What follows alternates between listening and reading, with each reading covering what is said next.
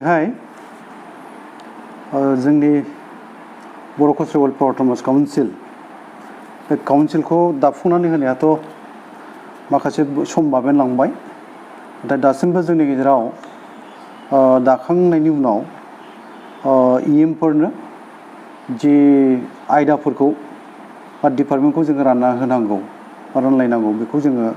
रोखा खालामथ'वाखैमोन। दा जोंनि रायलायनाय बायदियै दाख्लै जोंहा एक्जिकिउटिभ काउन्सिल जाखांबाय गुवाहाटीयावहाय बेवहाय जों थांखि लाखानाय बायदियै गाबोन वर्ल्ड इनभाइरनमेन्ट डे 5 जुन बेजों लोब्बा लाखिनानै जोंनि बर' कालचार वेलफेयार अट'नमास काउन्सिलनि जि मोनसे एक्जिकिउटिभ काउन्सिल बेनि इएमफोरनो डिपार्टमेन्ट बा आयदा रानना होनायनि बिफान रानना होनायनि बाथ्राखौ जों रायलायखादोंमोन। ओंखायनो दिनैहाय आङो on behalf of the Bodo' culture welfare autonomous council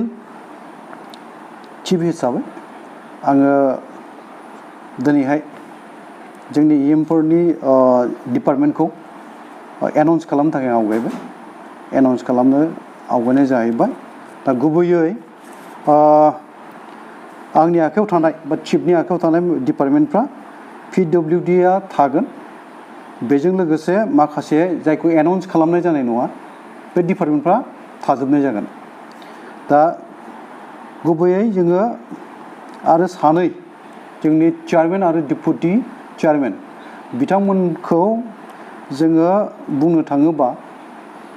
माखासे डिपार्टमेन्टखौ बिथांमोनखौबो नायहोनो साननाय जादों। बे हिसाबै बिथांमोननो जोङो डिपार्टमेन्ट नायहोनो नागिरनाय जादों। गुबैयैहाय बे खामानियाथ' मोनसे समाव बेखौ आंनो सामलायनांगोन, बिथांमोनखौ नायनायल' जागोन। दा बे चेयारमेन बिथांनि आखायाव जोङो दोननो नागिरनाय डिपार्टमेन्टफ्रा बावहाय PNRD आरो फरेस्ट हाग्रा बिफान PNRD पन्चायत आरो रुरेल डेभेलपमेन्ट आरो फरेस्ट बेयो जोंनि चेयारमेन बिथाङा बेखौ नायगोन। बे उनाव डेपुटि चेयारमेन नामखौबो बुंनांगोन ना? जोंनि चेयारमेन गाम्बारु मुसाहारि बिथांनि आखायाव PNRD आरो फरेस्टआ थागोन। बेनि उनावहाय सृजन बसुमतारी डेपुटि चेयारमेन बिथांनि आखायाव थागोन जोंना बावहाय fisheries and urban development and town and country planning बे डिपार्टमेन्टखौ बेयो नायगोन। बेनि उनावहाय डेपुटि चिफ श्री रमिय नार्जारी बिथांनि आखायाव थागोन social welfare handloom and textile आरो बेनि उनावहाय मिउजियाम आरो आर्किअल'जि बे मोनथाम डिपार्टमेन्टखौ डेपुटि चिफ रमिय नार्जारी बिथांनि आखायाव थागोन बियो। बेनि उनावहाय अनिल बसुमतारी बिथांनि आखायाव थागोन अनिल बसुमतारी बिथांनि आखायाव थागोन एजुकेसन आरो लाइब्रेरि सार्भिस बे बिफाना अनिल बसुमतारी आखायाव थागोन। बेनि उनाव अमिय कुमार बसुमतारीनि बिथांनि आखायाव थागोन माइनर इरिगेसन आरो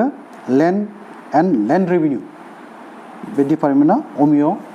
कुमार बसुमतारीनि आखायाव थागोन। बेनि उनावहाय बिनद बसुमतारी बिथांनि आखायाव थागोन WPT एन्ड BC आरो ट्राइबेल रिसार्च बे डिपार्टमेन्टआ थागोन। बेनि उनावहाय Shri Pradeep Swargiary EM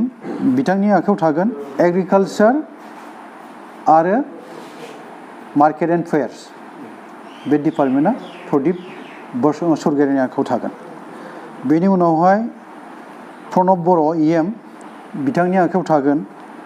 cultural affairs and tourism बे डिपार्टमेन्टआ प्रणब बर'नि आखायाव थागोन।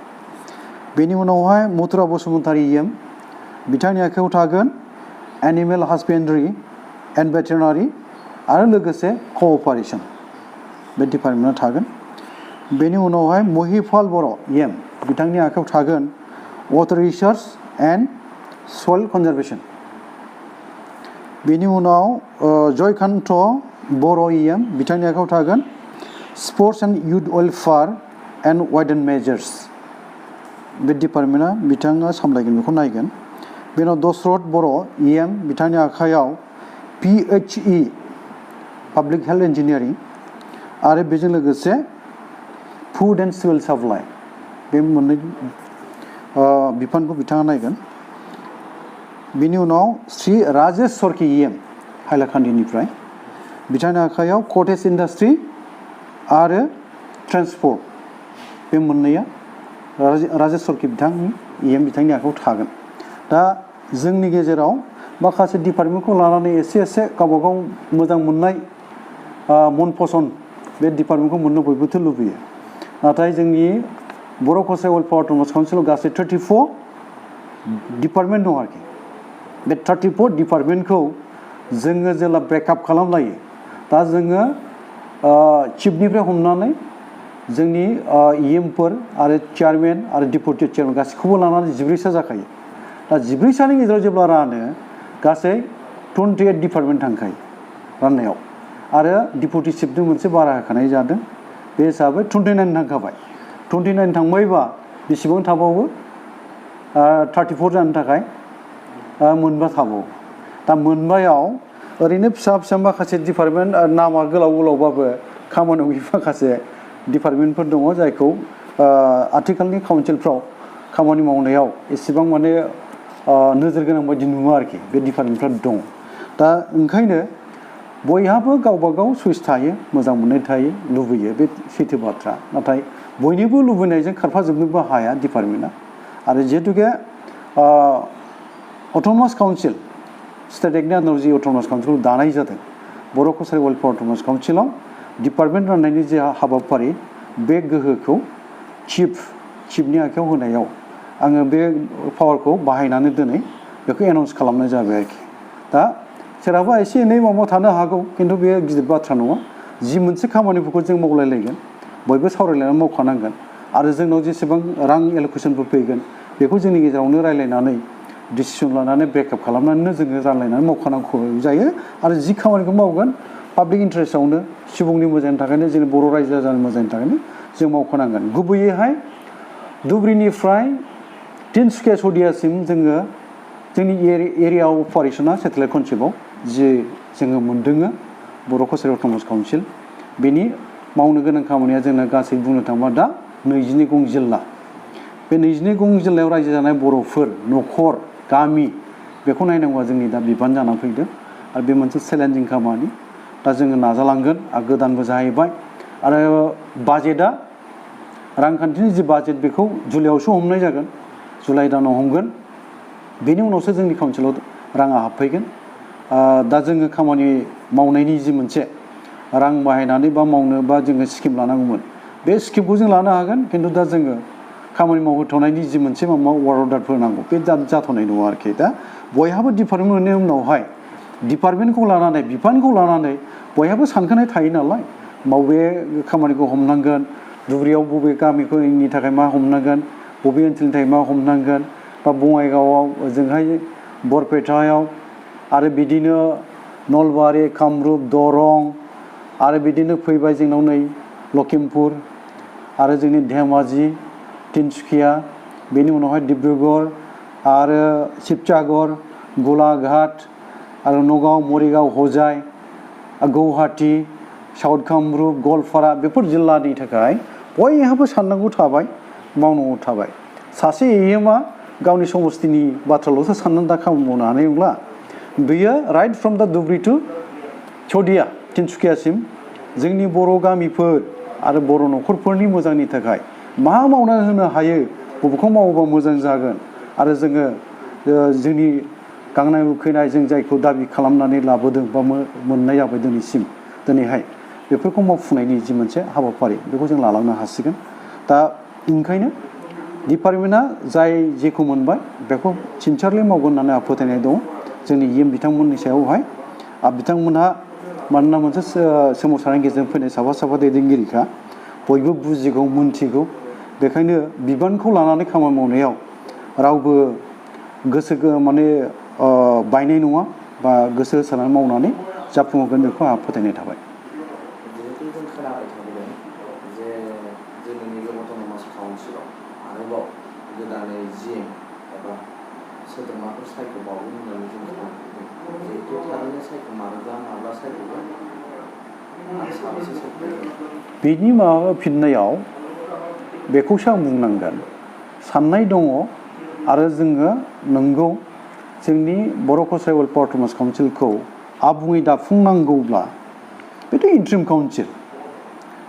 बेखौ जों दाहैनोबो हायो माने दायाबासिनो जों दा जि दङ बेजोंबो जों आवगायलांनोबो हायो बाथ्राया जाहैबाय जोङो सानदों जोङो जोंनि WPT आरो BC आरो एजुकेसन मन्थ्रि डक्टर अनस पेगुजोंबो जों रायज्लायबाय बिथाङा बुंदों बिथाङाबो माखासेबा जोंखौ साजेस्ट खालामदों रायज्लायनानै थिग थाक खालामनानै जुदि हायो बेखौ माने मावफुंनांगौ आरो उसुबिदा दङबा बे नोंथांमोननि रायज्लायनानै नोंथांमोना मा खालामो बेखौ जोंनो बुंदों आरोखि आरो बाथ्राखौ जों नैबेखौ बिजिरना नायदों जे जोंनि गेजेराव माखासे आफादफोर थाबाय जेरावहाय आरो वमेन रिजार्भेसननि खोथा दङ जेरावहाय बेफोरखौ गासिबो गोरोबनांगौआ जों गाबोननो लिस्ट होब्रबनोबो हानाय नङा जोंहा रायज्लायनांगौ थाबाय माखासे जोंनि सोमावसारारि आफादफोर बिटिआर एकर्डनि गेजेरजों जिहेतुके फैफानाय जादों बर' कसारि वेलफेयार अट'नमास काउन्सिलाबो दा बिटिआर एकर्डनि थामथि बर' गोजोन गोरोबथा बेनि सागानगिरिफोर आफाद बिसोरजोंबो जोंहा रायज्लायनांगौ थाबाय ओंखायनो बेफोर गासैखौबो नायजोबनानै जोङो जि मोनसे फारिलाइ गथायगोन GMनि थाखाय जेनेरेल मेम्बारफोरनि थाखाय बेयो सम लागोन बेयो ओरैनो रायज्लायनाया मानसिफ्रा खोब स्पिडआव रायज्लायदों होननानै खोनादों आरो एसे बबेबा माने नोंथांमोननि हयथ' चेनेलावनो जानो हागौ एसे बुंलायग्रोनानैबो लानाय बायदिबो रादाब आंनाव फैदों खिन्थु साननाया थादों बे गाज्रि नङा साननाय थायो बे साननायखौ एक्सप्रेस खालामदों खिन्थु सैथो बाथ्राखौ आं बेखौनो फोरमायगोन जे जोङो दिनै जेनेरेल मेम्बार जि थिसननायनि खामानि बेयो माखासे सावरायनो गोनां दंबावो रोखा जानो गोनां दंबावो सम लाबावगोन बेखिनिखौ आङो नोंथांमोननो